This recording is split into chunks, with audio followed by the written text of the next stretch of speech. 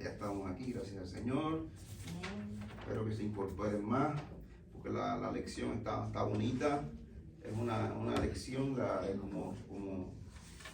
como pueden en su librito, es la sexta, es decir, la última lección de esta sesión, o de esta temporada, como le digo a veces. Y espero que les haya sido de edificación todas estas clases que hemos dado en estos días y hayan buscado en la palabra y después en las casas, buscado más en la palabra del Señor para poder nutrirnos más y crecer más.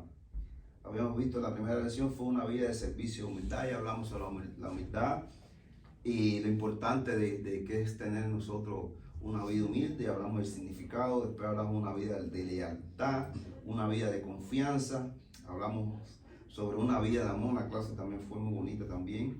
La clase pasada fue una vida de persecución, hemos llegado aquí a una vida de victoria. En todas estas clases hemos tocado el tema de cómo es mantener una comunión y lo importante que es mantener una comunión con nuestro Señor a diario, a todo momento, confiar plenamente en Él, cómo hemos aprendido cómo conocerle, cómo confiar en Él todo el tiempo. Y esto, por supuesto, llega a un punto que todos nos gusta escuchar.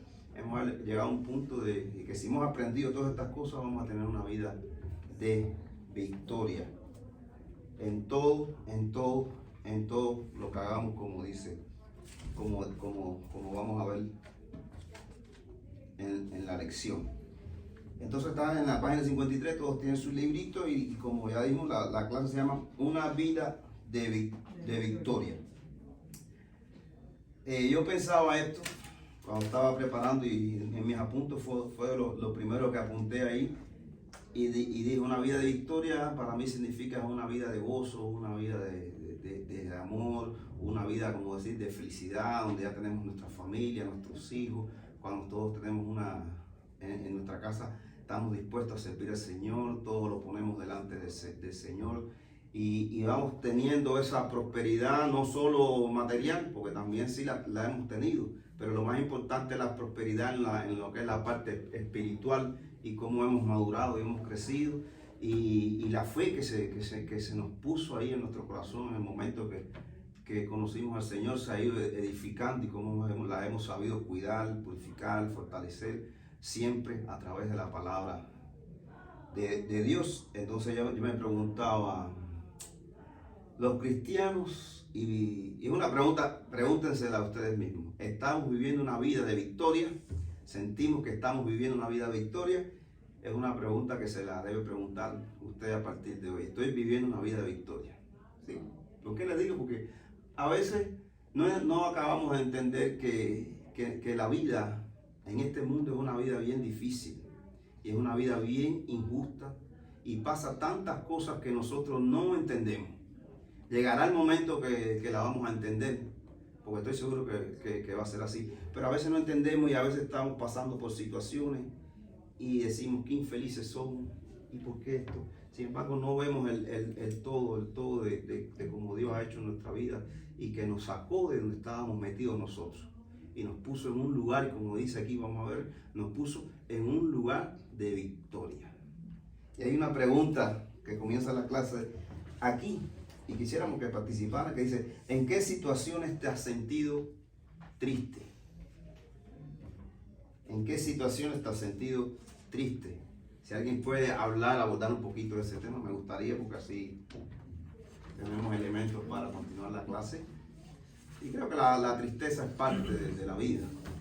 Pues en muchas ocasiones, hermano, yo con la más triste que yo recuerdo es cuando me dijeron de mi hijo que le iban a extraer un riñón.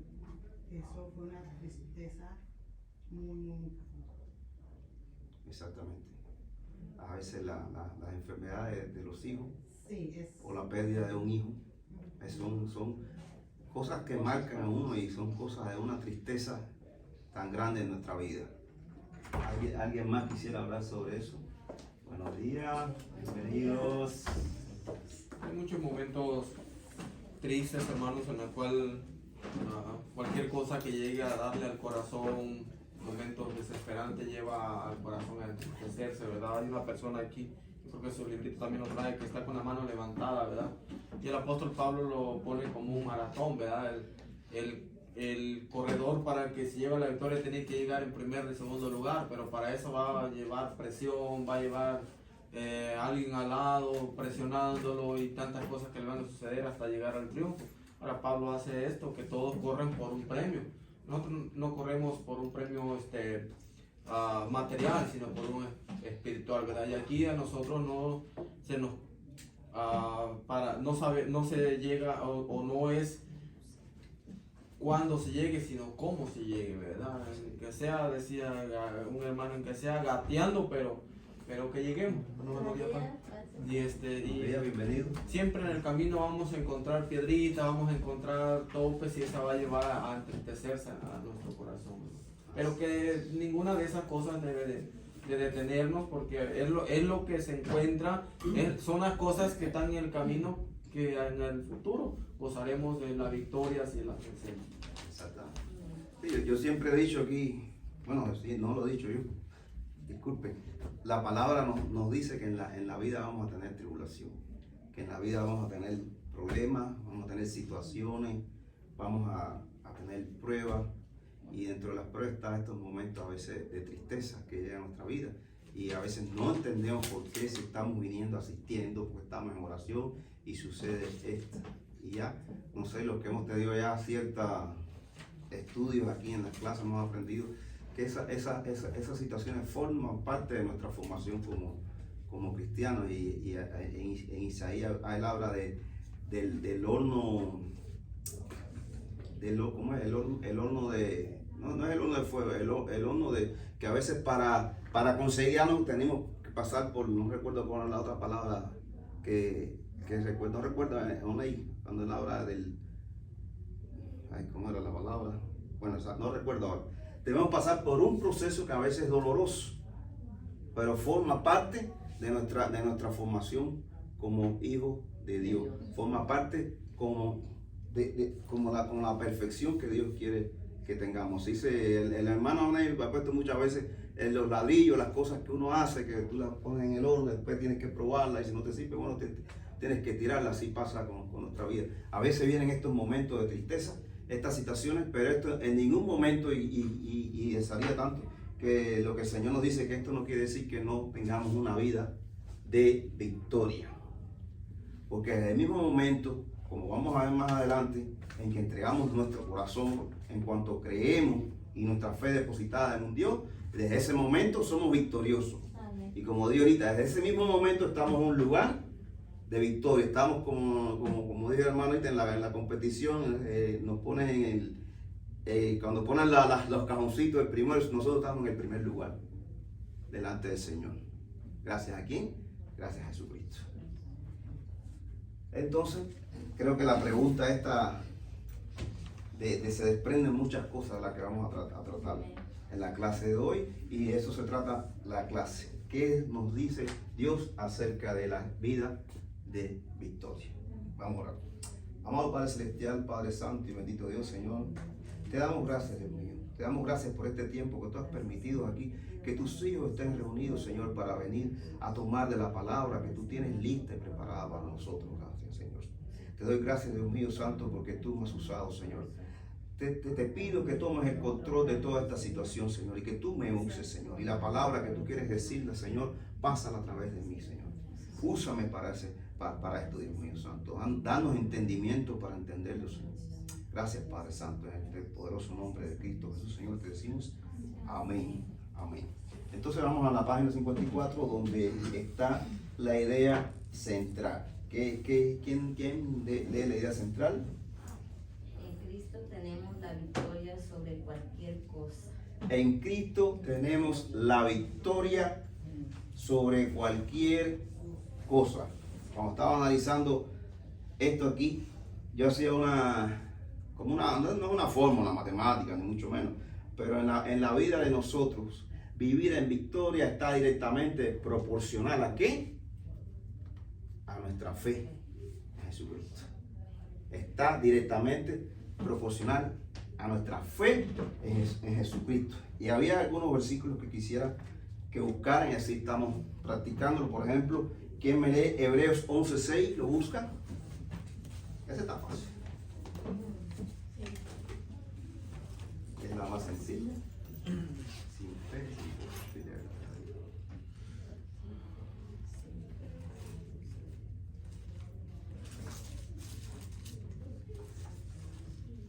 Aquí lo tienen. Hebreos 11:6.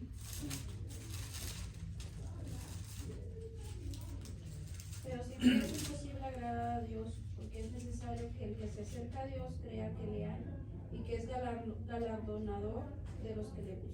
Sí, como vamos a ver en la lección más adelante, la fe, el creer en Dios es lo principal y es lo que te va a llevar a la vida de victoria. ¿Quién va buscando en Mateo 17:20 y Mateo 14:31?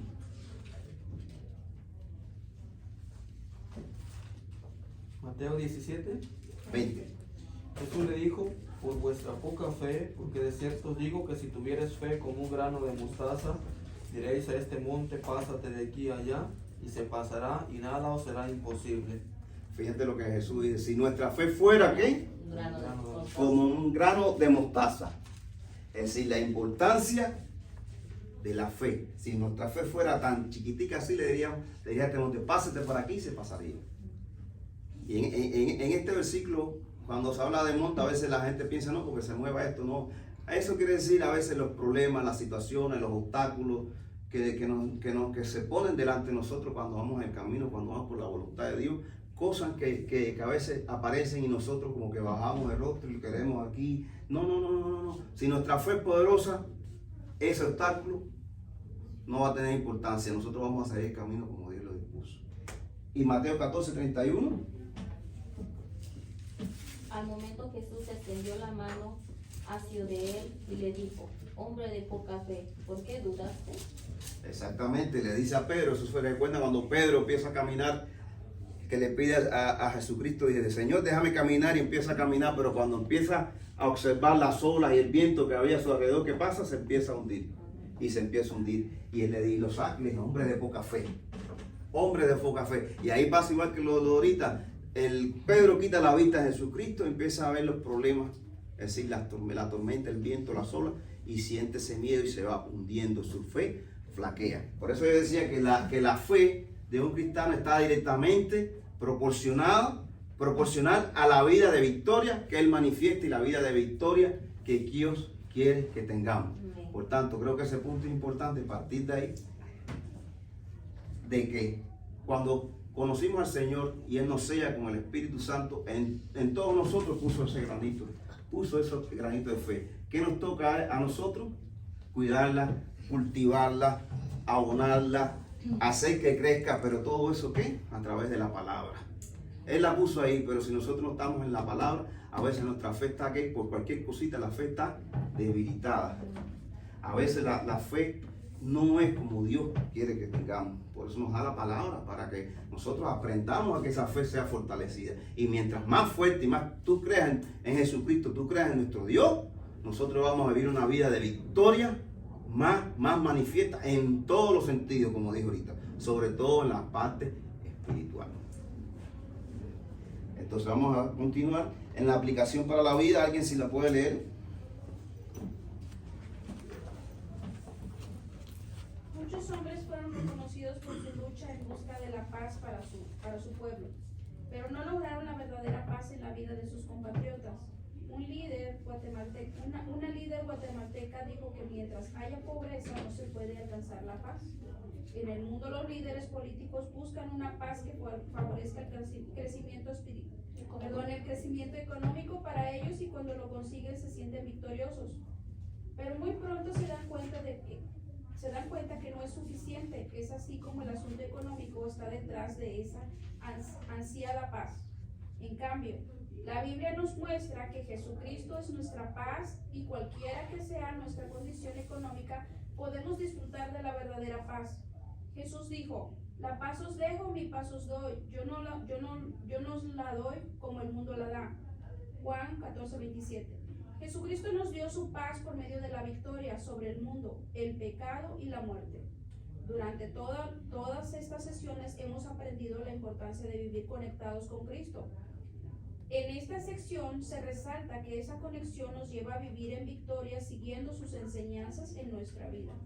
Dice, en esta sección se resalta que esta conexión con Jesucristo nos lleva a vivir en victoria, siguiendo sus enseñanzas en nuestra vida. Ahí vemos en la aplicación de la vida, se pone bien claro lo que significa tener bajo, lo que significa ser victorioso desde el punto de vista como lo ve el mundo. Generalmente el mundo ve una persona que ha prosperado, que ha llegado a un lugar determinado, que ha sido victorioso, sobre todo cuando lo relaciona con ¿qué? Con lo económico.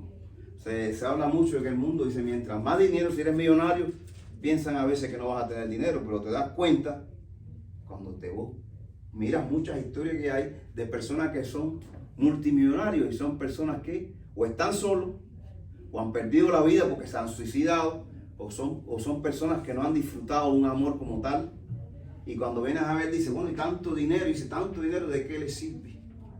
¿De qué le sirve si es una persona sola, enferma, que llega a un punto de su vida que no se sienten completamente bien porque le falta ¿qué? La conexión? ¿Quién es el que da la verdadera victoria, el verdadero crecimiento? El Señor Jesucristo, como Él pone la palabra. Y eso es importante que entendamos que el vivir de una vida en Cristo, en victoria, no tiene que ver nada con las cosas que ofrece el mundo y lo que llama el mundo ser una persona exitosa o una persona victoriosa. En Cristo Jesús es diferente.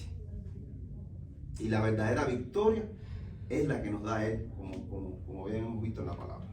Bueno, para este tema vamos a estar hablando y dándole continuidad en el libro de Juan y de los evangelios, y vamos a estar hablando hoy en el capítulo número 16, y ya vamos directamente a bueno, ¿alguien quiere aportar algo más de estos temas importantes? ¿Alguien quiere referirse, tocar algún puntico en específico? ¿Ok? Pues entonces seguimos adelante. Entonces, en Juan 16, del 19 al 22, ¿quién lee ahí? ¿Quién más? Jesús conoció que querían preguntarle y le dijo, preguntáis entre vosotros acerca de esto que dije, todavía un poco y no me veréis, y de nuevo un poco y me veréis.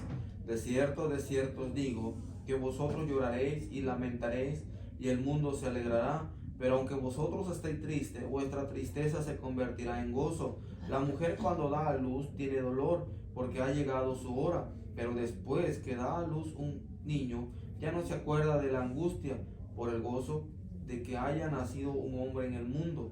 También vosotros ahora tenéis tristeza, pero os volveré a ver, y se gozará vuestro corazón, y nadie os quitará vuestro gozo.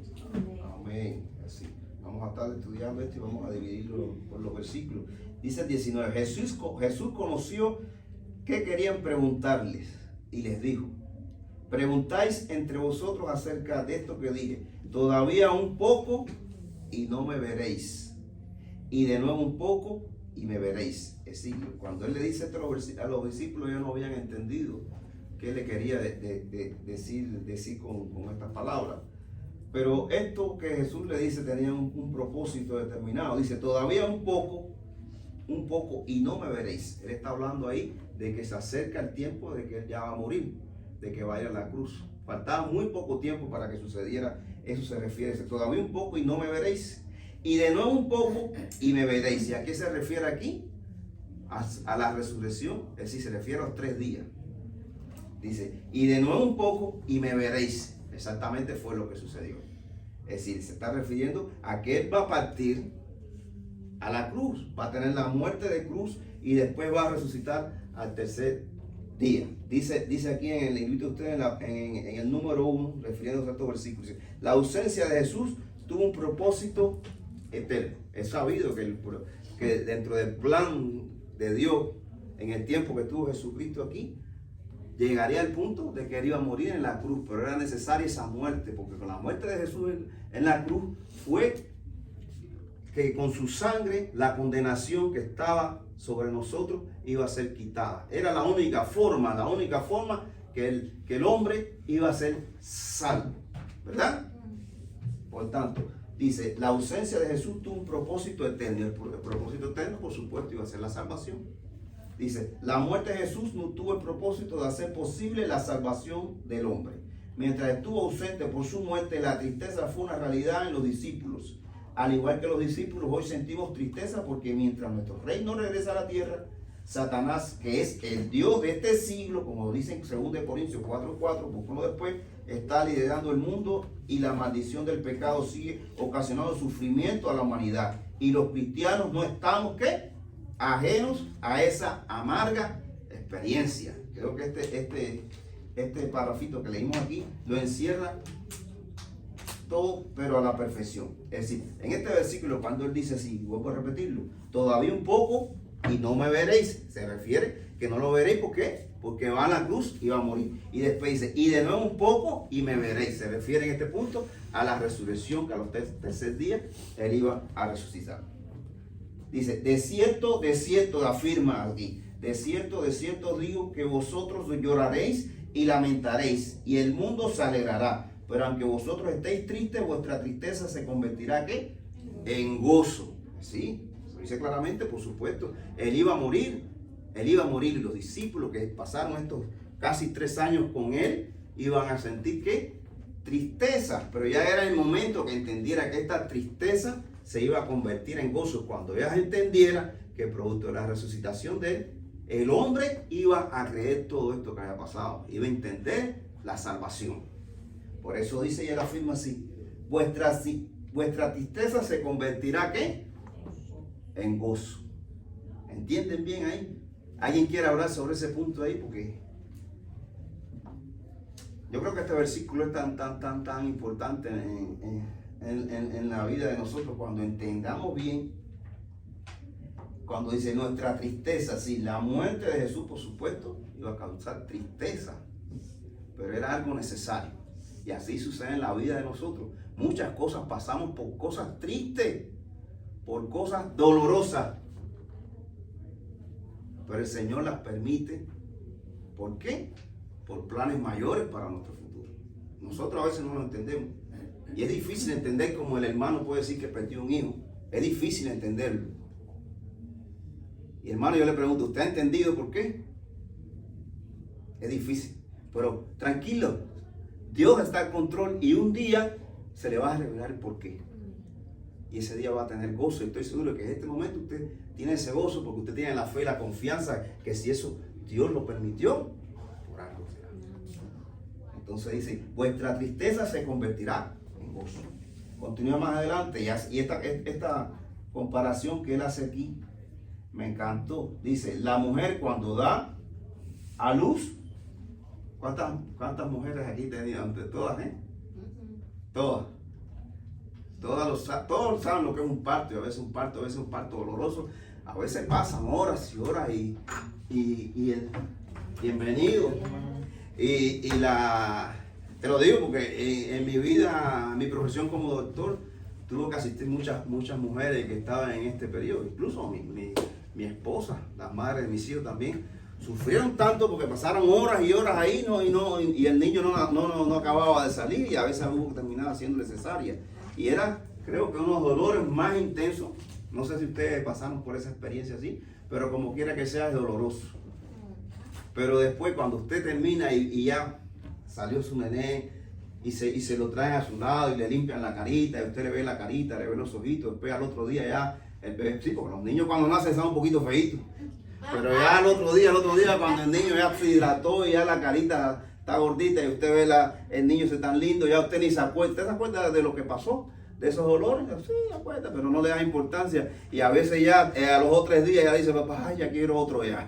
Y el papá dice, oye, yo quiero otro más. Bueno, más si ve la carita que se parece a papá. Ay, se parece a papá. No, pero mentira, yo creo que los niños cuando nacen no se parecen a nadie. Después, hermano, sí. Les quería compartir, ahorita que estamos hablando de eso, yo estuve con Diana, su parto, y yo la miraba que era dolor, pues yo sé, ¿verdad? Pero ya cuando fue ya que lloraba y se reía. Y yo le decía, pues, ¿estás triste o estás contenta? Dice, ay, no sé, tía, pero ay, ya no me digas. Y ya la miraba y lloraba y se reía, que la llenaba de besos a la niña.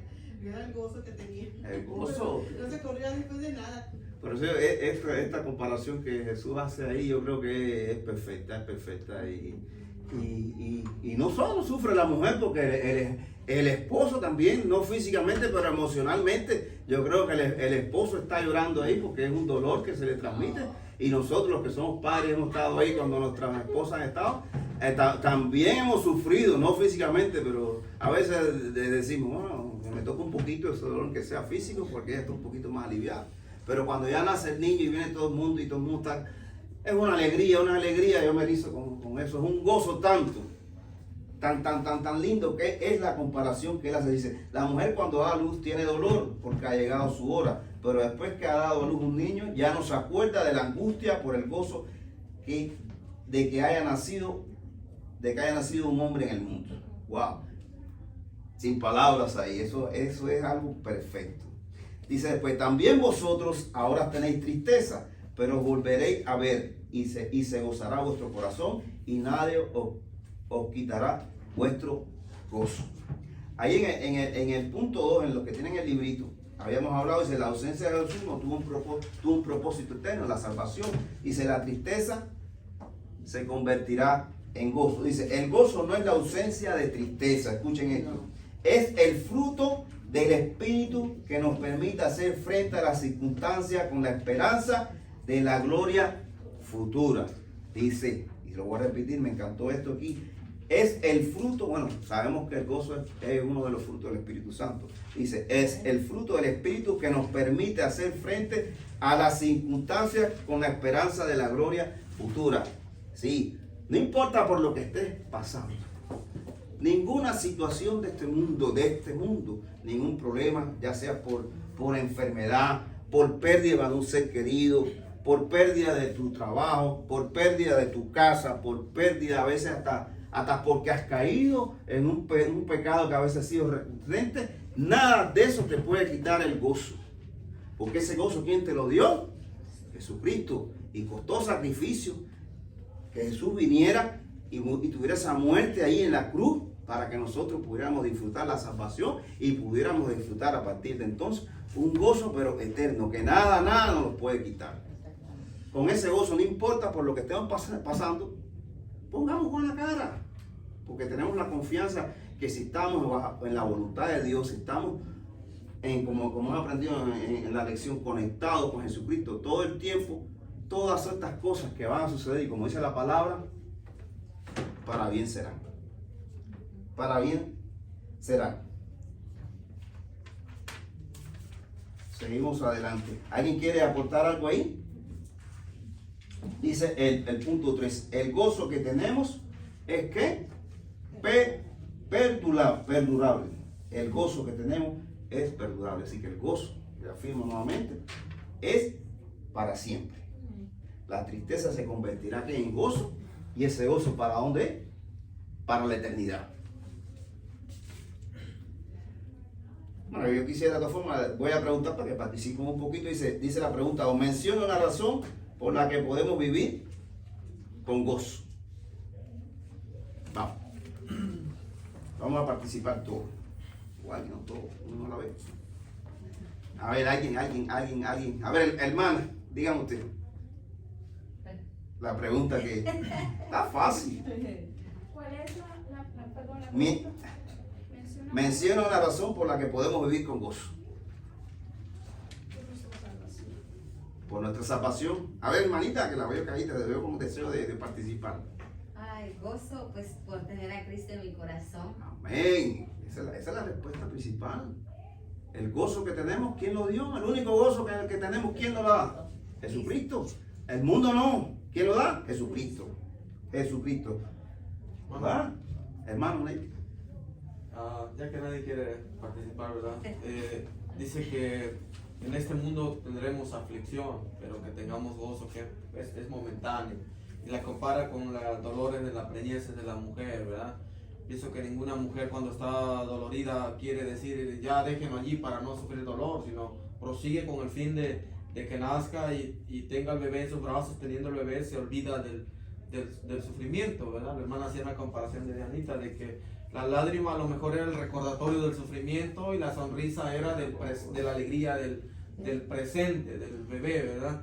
Entonces, en este mundo hay veces que vemos al vecino con una gran troca y vemos al vecino con fiestas y nosotros un carrito allá del Pedro Picapiedra, ¿verdad? Pero hermano, pero somos felices, hermanos, porque Amén. hay algo en nuestro corazón que decimos, con que me lleve y me traiga y tenga paz, salud, veo a mi esposa, a mis hijos contentos, corriendo, felices y ellos no, ¿verdad? Entonces es algo que no tenemos que mirar mientras el mundo disfruta, mientras el mundo goza. A lo mejor nosotros nos va a llegar un momento de tristeza y desesperación y podemos compararlo con el rico y Lázaro, ¿verdad? Que Lázaro aquí dice que aún de las migajas de la mesa del rico quería comer y aún eso comía. Y el rico dándose lujo, ¿verdad? A gran vida.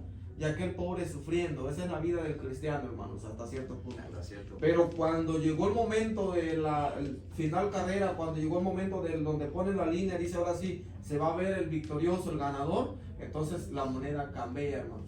Porque aquel hombre que estaba feliz en la tierra, disfrutando y gozando, ahora este hombre estaba siendo quemado y tormentado en la llama. Y aquel hombre que andaba mendigando y sufriendo en la vida, ahora este hombre está feliz por la eternidad con Cristo. Y esa es una de las cosas por la cual el cristiano tiene que gozarse, porque tenemos que estar conscientes y bien conscientes de que aquí no somos eternos, somos pasajeros, y esta vida pasajera llegará momentos tristes y desesperantes, pero que en la vida eterna usted y yo y todos los que creamos en Cristo pasaremos con Cristo por la eternidad. Amén. Y felices por siempre, hermano. Claro que sí, como dice la palabra y como dijo el hermano Oney, en este mundo estamos pasando temporalmente, somos como extranjeros, como visitantes, porque cuando dice la palabra, ¿dónde está nuestra verdadera ciudadanía?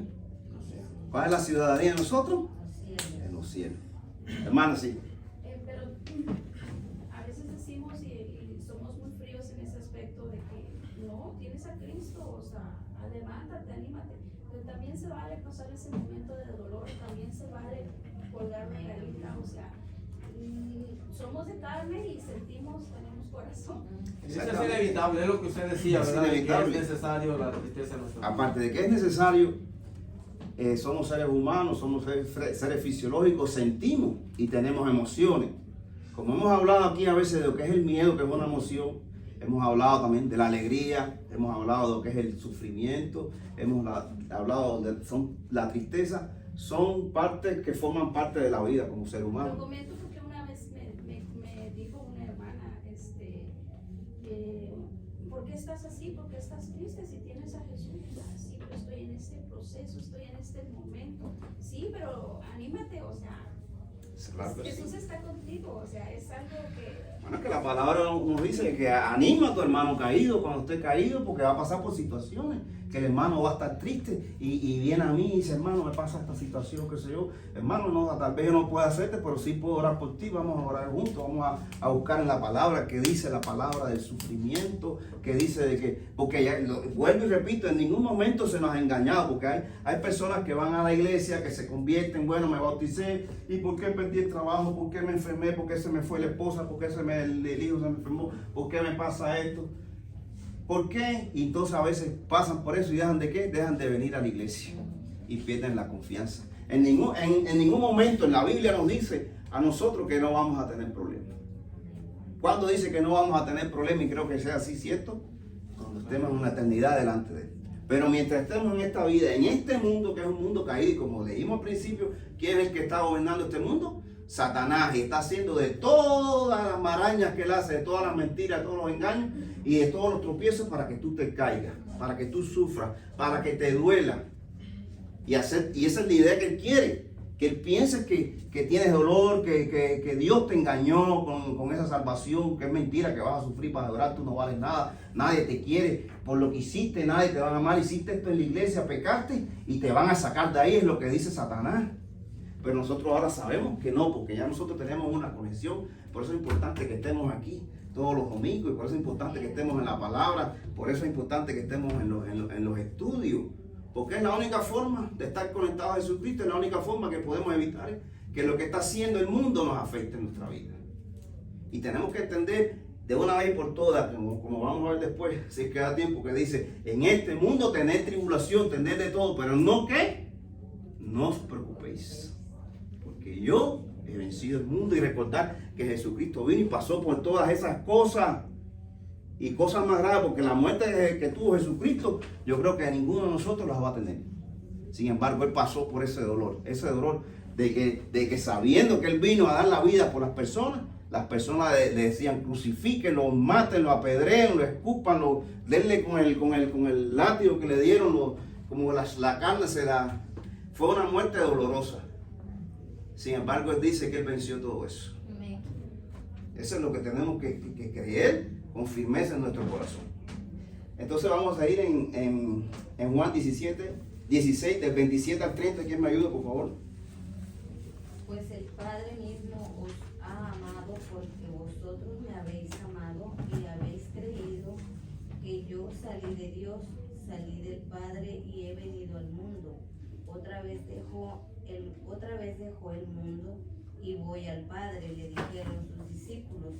He aquí ahora hablas claramente y ninguna alegoría dices.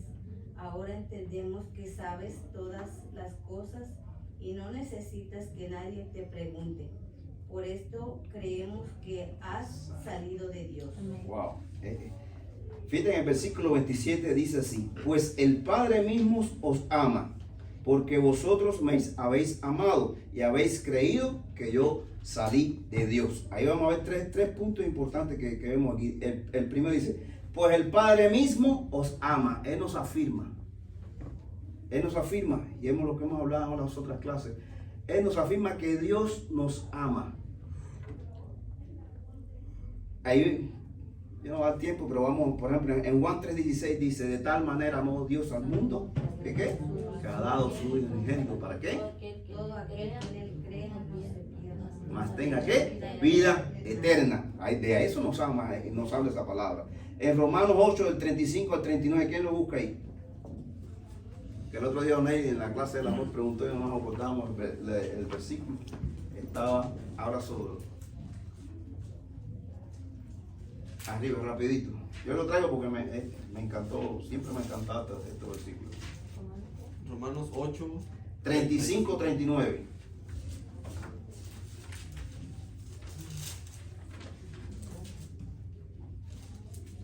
¿Quién nos separará del amor de Cristo? ¿Tribulación o angustia, persecución o hambre, desnudez o espada, peligro? Como está escrito, por causa de que somos muertos todo el tiempo, somos contados como ovejas de matadero.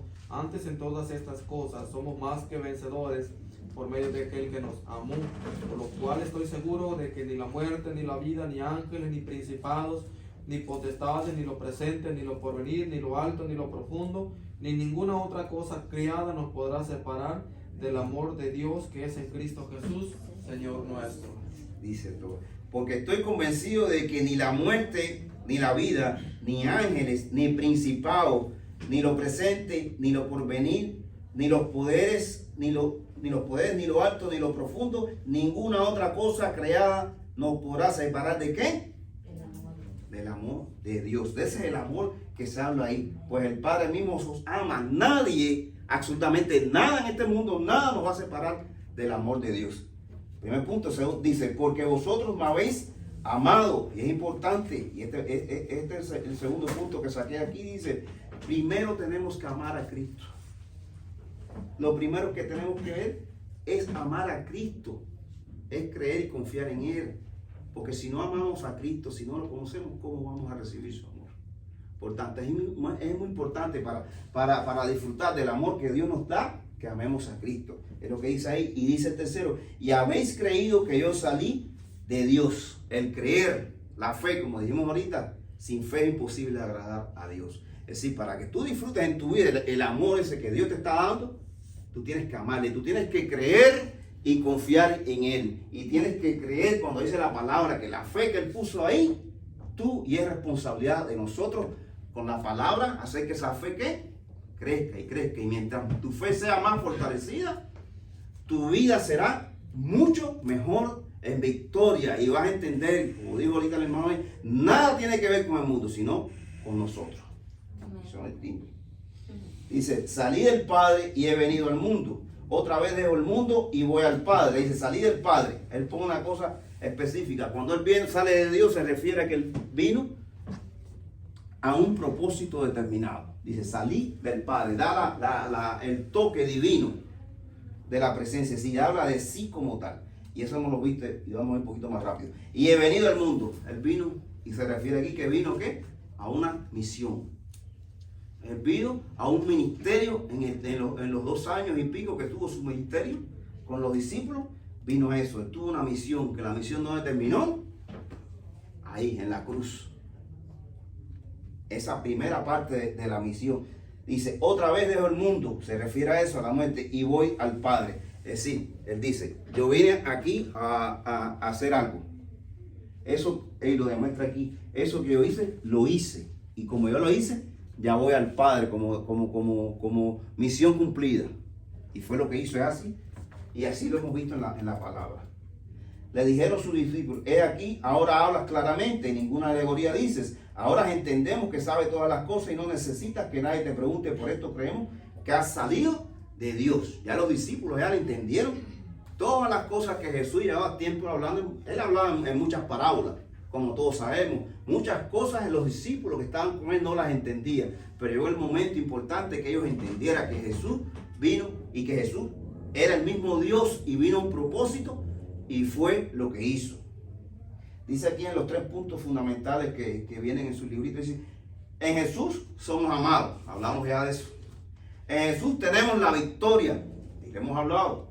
En Jesús podemos poner en práctica sus enseñanzas. Dice, los discípulos de Jesús creían saber lo suficiente acerca de su maestro. Ellos entendieron que venían de Dios para cumplir una misión y que lo sabía todo. Ya ellos entendieron lo que vino Jesucristo. Ya ellos entendieron por qué ese momento de que iban a sentir tristeza, como le dice Jesús, se iba a convertir en gozo. Ellos entendieron eso. Y vamos rapidito, y lo voy a leer yo aquí en Juan 16, 31 al 33. Dice, Jesús le respondió, ¿ahora creéis? He aquí la hora viene y ha venido ya, en que seréis esparcidos cada uno por su lado y me dejaréis solo. Mas no estoy solo, porque el Padre está conmigo. Estas cosas os he hablado para que en mí tengáis paz. En el mundo, ¿qué dice? Tendréis aflicción, pero confiad, yo he vencido al mundo. Y era el punto que yo había citado ahorita. En los 3 puntos del libro dice, debemos creer. Y hablamos ahorita sobre creer. Y él le dice a sus discípulos, ahora creéis. Lo dice de una forma, no sé, porque tantas cosas que él había hablado y a veces los discípulos no lo habían entendido. Pero Jesucristo también en ese momento sabía que ellos no habían entendido todo. Pero iban a llegar el momento que sí iban a comprender. ¿Qué pasó? Jesús fue a la cruz, lo que había dicho. ¿Qué pasó? Ellos hasta lo negaron. ¿Y qué pasó? Después lo recibieron y estuvieron gozosos cuando estaban reunidos y él se les apareció ahí físicamente. Dice el punto 2. Nuestra fe será fortalecida. Nuestra fe será fortalecida. Muchos cristianos decimos creer en Cristo como en nuestro Señor y Salvador.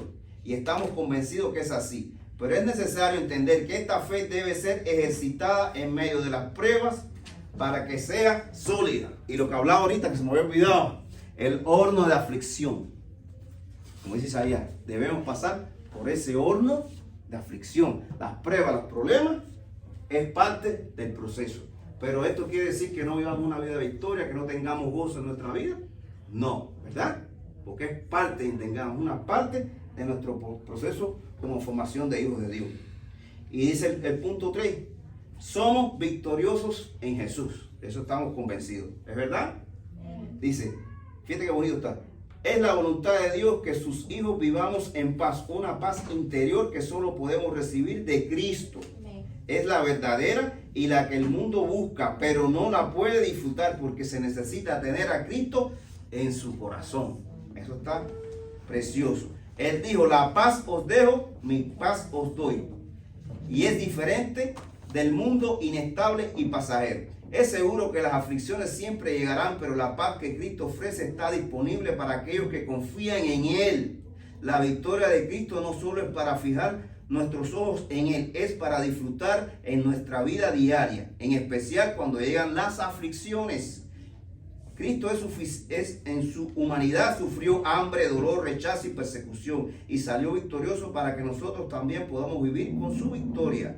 Su resurrección es la garantía de que venció al mundo y que los que os confiamos en Él podemos disfrutar de los beneficios. No es por nuestros méritos, sino por los de Él que podemos mantener nuestra fe firme y vivir para la gloria de Dios. Necesitamos de la paz de Cristo y su victoria para estar fuertes y vivir con la victoria. Termina así. Lo leí rapidito porque ya se nos iba el tiempo. Pero creo que el mensaje es bien bonito. Y yo creo que el mensaje, si usted ha leído la lección y ha escuchado y ha participado y ha interiorizado, el mensaje creo que estará en tu mente. Nosotros en Cristo tenemos una victoria garantizada. No importa lo que pasamos. No importa lo que venga, recuerden, eso forma parte del proceso.